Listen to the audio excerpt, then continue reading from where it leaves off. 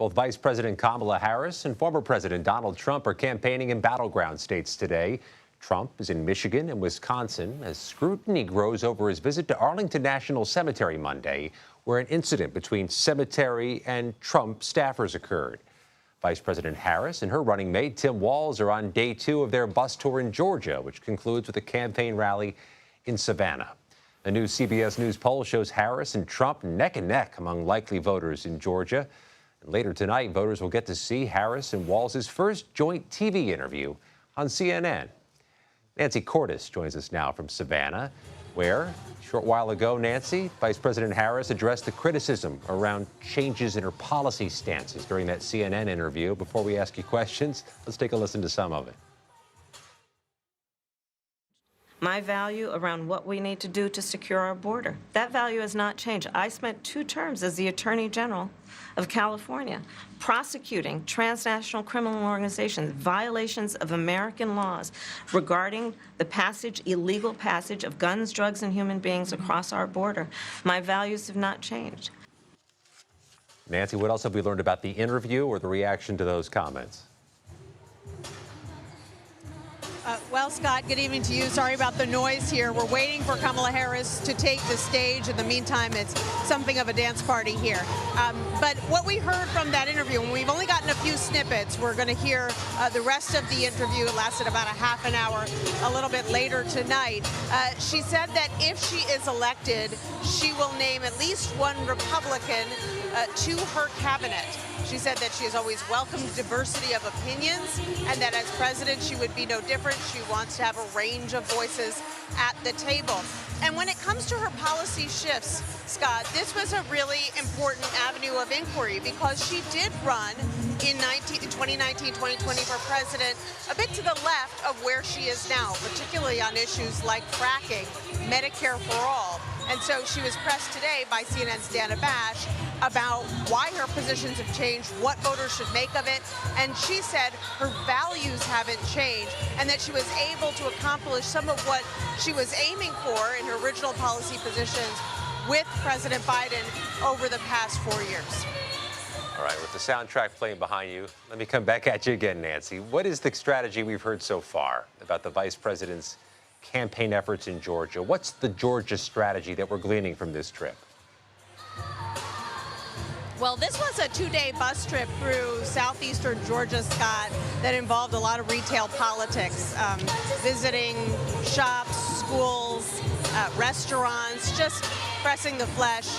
The vice president and her new running mate, just, getting out of the bus and talking to folks. They are hoping that if they can run up the score here in southeastern Georgia, do a little bit better than Democrats typically do here, that they have a shot of winning the state just like President Biden did 4 years ago. It was not looking that good for the Democratic ticket just 1 month ago, Scott.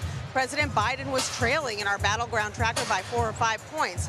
But now Vice President Harris has pulled even with President Trump, and there are some new national polls out today showing big swings in support among young voters, among Hispanic voters nationwide from Trump to Harris. So some really significant changes since President Biden dropped out of this race about 40 days ago.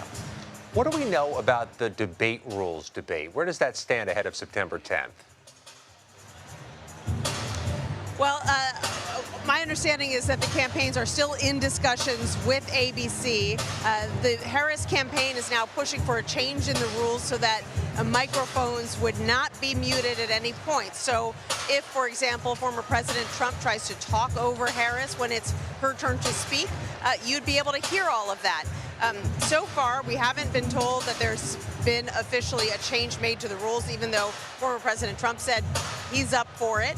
His campaign doesn't like that Harris is trying to change the rules from what they had agreed to originally. And so all of that is still being hashed out, even as former President Trump, Scott, continues to signal that maybe he won't participate at all. It kind of keeps going back and forth on that, although the signal that we're getting from his campaign is that it's still going to happen.